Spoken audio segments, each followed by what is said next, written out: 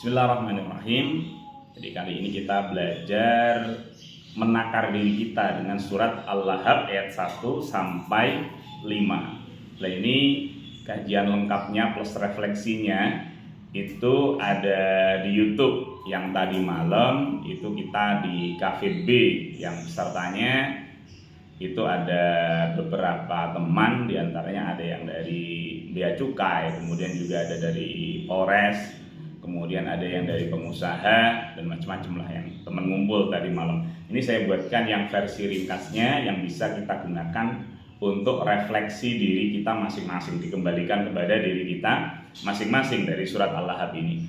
Jadi surat Al-Lahab ini termasuk surat Makkiyah, maknanya gejolak api. Dia ini, surat ini memiliki sabab turun, ya, sabab turunnya surah. Ini dijelaskan bahwasannya ini versi ringkasnya. Kalau versi lengkapnya itu ada di kitab Lubabun Nuqul fi Asbabin Nuzul karya Syekh Imam Jalaluddin As-Suyuti. Ini versi ringkasnya gitu.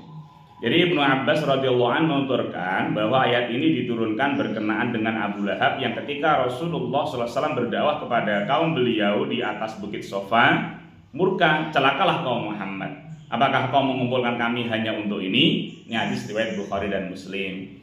Jadi di sini Nabi Muhammad itu mengumpulkan suku-suku Quraisy itu di Bukit Sofa.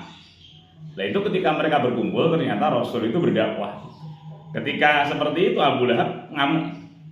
Cuma untuk ini dah, mengumpulkan kita. Jadi gitu. Dari situ maka turunlah surat Al-Lahab. Baik, kita yang pertama kajian historis dulu. Kajian historis itu Abu Lahab itu keturunan Nabi Ibrahim. Jadi Nabi Ibrahim punya anak Ismail, punya ayah turun ke Abdul Muttalib. Abdul Muttalib punya anak Abdullah, dan diantaranya lagi Abu Lahab. Jadi Abu Lahab itu pamannya Nabi. Abdullah punya anak Nabi Muhammad. Jadi dari segi nasab, Abu Lahab itu nasabnya nasab mulia, nasab Nabi. Maka dari sini kita bisa belajar. Kebanyakan misalkan seperti di Kediri ini ya, yang saya jumpai, itu nasab digunakan sebagai tolok ukur untuk diikuti, atau nasab itu digunakan sebagai tolok ukur kealiman dan kesalehan. Saya kira kalau kita melacak Al-Quran itu tidak bisa digunakan sebagai tolok ukur, tapi hanya sekedar sebagai tanda gitu. Oh, kalau keluarganya soleh, maka anaknya itu rata-rata juga akan soleh. Jadi itu hanya tanda saja, tapi bukan tolok ukur gitu.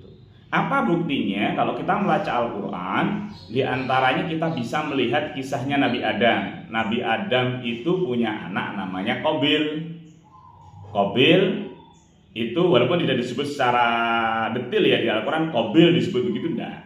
Tapi Qabil itu adalah anaknya Nabi Adam yang mana membunuh saudaranya sendiri yang bernama Habil. Itu dari segi nasabnya Rasul. Kan 25 Rasul kan Nabi Adam itu.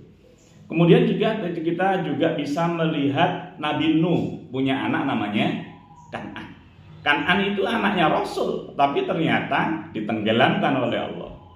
Terus kemudian kita juga bisa melihat lagi saudaranya Nabi Yusuf. Nabi Yusuf itu punya 11 saudara, yang satu Bunyamin itu baik, tapi yang 10 itu agak nakal gitu. Itu yang memasukkan Nabi Yusuf ke dalam sumur. Maka dari sini, dari keterangan Al-Quran, dari kisah-kisah yang bisa kita cek sendiri di dalam Al-Quran, atau bahkan kita cek di realitas sekitar kita, itu nasab tidak bisa digunakan sebagai tolok ukur gitu. Tapi nasab itu hanya digunakan sebagai tanda saja, sign, yang tidak bisa digunakan sebagai tolok ukur, tanda saja. Jadi keluarganya baik, kemungkinan besar putranya, keluarganya juga baik. Bahkan seorang istri pun bisa itu nggak baik, itu bisa. Contohnya siapa? Istrinya Nabi Lut. Jadi Al-Quran, kehidupan para Rasul itu bisa sebagai cermin dari kita. Maka dengan demikian Abu Lahab itu saudaranya Abdullah, putranya Abdul Muttalib. Kalau kita runut nasabnya sampai Nabi Ibrahim, itu aja diancam neraka, bahkan disediakan surat secara khusus yang bernama Al-Lahab. Maka dari sini sebenarnya persoalan kasuistik nasab yang dibesar-besarkan itu selesai sebenarnya. Lihatlah personalnya, lihatlah apakah dia orang soleh. Dan ini juga membuktikan bahwasanya Islam menghendaki kesetaraan. Dalam arti kesetaraan itu inna akramakum indallahi atqakum. Yang paling takwa itulah yang menurut Allah adalah yang paling bagus ya. Maka dengan demikian, dan ini tapi bukan berarti untuk menganulir bahwasanya kalau anaknya seorang yang soleh itu buruk, juga nggak begitu. Artinya kita memaknai itu hanya sebagai tanda saja, bukan sebagai tolak ukur utama. Tetap kita lihat personnya, apakah dia soleh, apakah dia alim, apakah dia kelakuannya baik. Jadi gitu alat ukurnya. Jadi kita tanpa harus menjadikan nasab sebagai tolak ukur utama, itu hanya sign saja. Termasuk Abu Lahab ini, nasab mulia, ancaman neraka. Kemudian yang kedua, kita juga melihat Abu Lahab itu juga orang yang termasuk elit politik, elit politik. Jadi orang Arab itu biasa mereka ngumpul di antara Sayyidina Umar juga ya, dengan Bani suku Adi. Lah itu Bani Adi itu dia juga termasuk elit politiknya orang Mekah pada waktu itu. Lah itu Abu Lahab salah satunya. Tapi jabatan politik yang ternyata juga tidak menjadikan Abu Lahab selamat juga, ancaman neraka. Terus Abu Lahab itu juga orang yang terhitung kaya ya, karena dia salah satu besar Mekah ya pada waktu itu. Itu ternyata tidak menyelamatkannya. Dari sini kita bisa belajar nasab yang mulia, posisi kedudukan atau kekuasaan, kemudian harta ternyata belum tentu menyelamatkan seseorang. Itu yang bisa kita petik dari Abu Lahab. Maka didetailkan di surat Al-Lahab ini, yakni yang pertama, a'udzubillahi minasyaitonirrajim, bismillahirrahmanirrahim, tabbat yada abi lahabi wa tabbat binasalah yada Abi Lahab, kedua tangan Abu Lahab, watab, dengan sebenar-benar kebinasaan. Nah ini tafsir perkatanya itu dari Rohib Al-Fasahani ya, jadi pakar mufradat Al-Quran. Kemudian yang ayat kedua, ma'aghna anhu maluhu wa ma kasab. Ma'aghna tidak berguna, ghina maknanya awalnya adalah kaya ya. Jadi ma'aghna di sini tidak berguna, anhu baginya, nyanya kembali ke Abu Lahab, maluhu hartanya Abu Lahab, wa ma kasab dan apa yang ia usahakan di dunia. Berarti ya hartanya dia tidak berguna, tidak menyelamatkan Abu Lahab. Dari mana? Sayasla naron dzatal lahab. Sayasla, kalau Abu Lahab akan masuk naron ke dalam api neraka, dzatal lahab yang bergejolak. Ya tadi nggak bermanfaat. Wa mar'atuhu, demikian juga istrinya yang bernama Ummu Jamil, hammalatal hatab, sebagai pembawa kayu bakar atau penyebar fitnah. Jadi kalau ada orang seneng kompor-kompor itu ya kelihatannya dia ini saudaranya Ummu Jamil. Jadi orang kompor-kompor, nyebar fitnah, nyebar keburukan sudah ada sejak zaman dulu. Maka ini adalah refleksi bagi kita. Kalau kita seneng ngani kompor-kompor, seneng ngadu orang, seneng buat rusuh, kira-kira kita ini juga bisa diancam dengan neraka sebagai cerminan dari Ummu Jamil.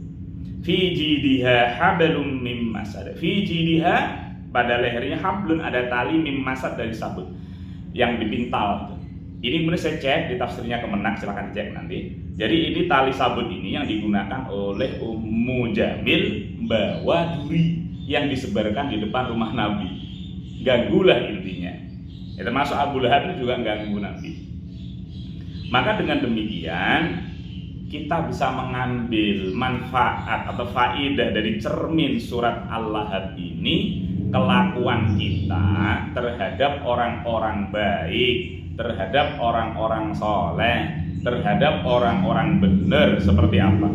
Kalau kelakuan kita terhadap orang-orang yang benar kita memusuhi, terhadap orang-orang yang soleh kita ini ganggu, atau nggak sependapat lalu kemudian memusuhi, atau di lingkungan tempat kantor kita ada orang yang baik dimusuhi, dijatuhkan dan sebagainya. Tampaknya kita ini Abu Lahab dan Ummu Jamil yang kedua, dan itu kita layak untuk diancam di neraka sebagaimana Abu Lahab.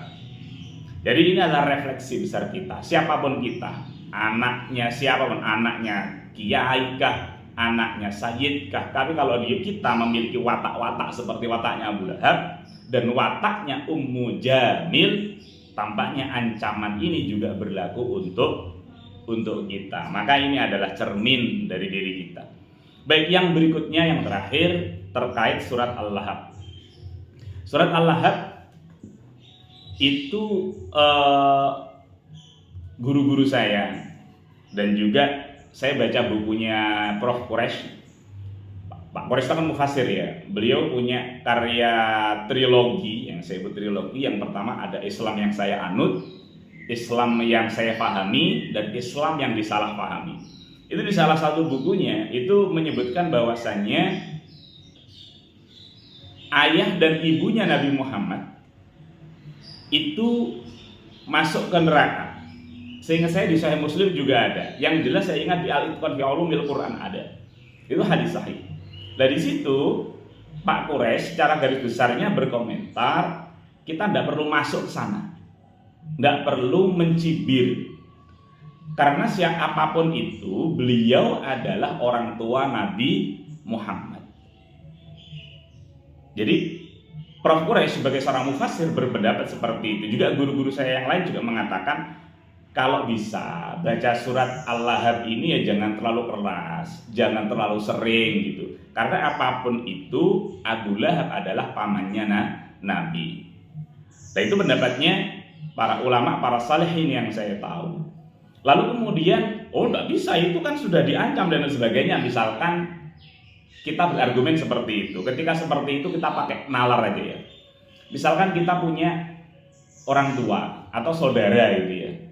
Dia jelas-jelas secara perilaku jelek. Itu kalau saudara kita dibicarakan di depan kita, orang tua kita misalkan, oh, orang tuamu jelek perangainya, orang tuamu misalkan suka menipu, orang tuamu misalkan pencuri misalkan, itu kan walaupun benar adanya seperti itu, kita kan tersinggung. Maka dari situ itu adalah adab. Ya, kalau kita aja keluarga kita yang bukan nabi aja itu disebut, kita juga marah itu, dijelek-jelekan marah. Nabi pun juga ada sisi manusianya. Jadi walaupun surat Al-Lahab Abu Lahab benar-benar diancam, ya tolonglah kalau baca adabnya, paling tidak sebagai bentuk adab kita kepada Rasul itu diturunkanlah volumenya, jangan terlalu keras misalkan, itu sebagai bentuk adab. Atau kalau nggak begitu, surat Al-Lahab ini jangan sering-sering dibaca. Masih banyak pilihan surat-surat yang lain. Nah, itu adalah refleksi bagi kita.